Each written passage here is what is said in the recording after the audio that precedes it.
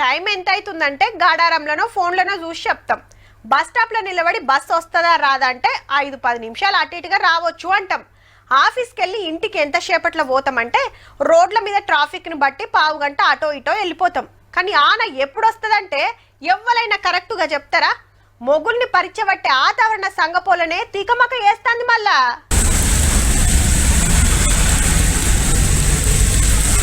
పట్నంలో ఇవాళ గమ్మతుందబ్బా. ఓ కాడెండా ఓ కాడ ఆన. పొద్దాక సురుకులు మాపటిల్చి ఇనుకులు ముత్తెమంతా సేపు పడ్డది, ఎమ్మటే గెరువిచ్చింది. పండుగున్నదానేమో 3 రోజులు తాతీలు తీసుకొని మళ్ళా చాలు చేసింది. అల్పపీడనం చేయబట్టి వాతావరణం గిట్ల మారిందట. పొడిబారిన వాతావరణం అనేది చాలా జిల్లాల్లో కొనసాగుతున్నప్పటికీ కూడా కొన్ని జిల్లాల్లో మేఘకృతమైనటువంటి వాతావరణంతో పాటు అప్పుడప్పుడు కురిసేటువంటి జల్లులు అనేవి కూడా ఉండే అవకాశం కూడా కనిపిస్తుంది.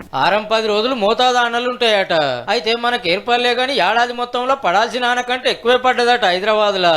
366 రోజుల కాల పరిమితి తీసుకుంటే ఎంత వర్షపాతం అయితే మనకు వస్తుందో అది అంత వర్షపాతం అనేది ఈ యొక్క 4 నెలల వ్యవధిలో మనం సిటీకి రావడం అనేది ఒక రికార్డు కింద చెప్పొచ్చు.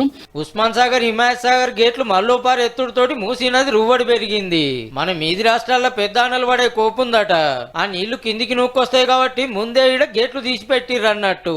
ఆదిలాబాద్, కరీంనగర్ జిల్లాల్లో మంచిగానే పడ్డది. మెదక్ జిల్లాలో మంజీరా నదిలో 2 సిక్కబడితే గిట్ల కాపాడిండ్రు.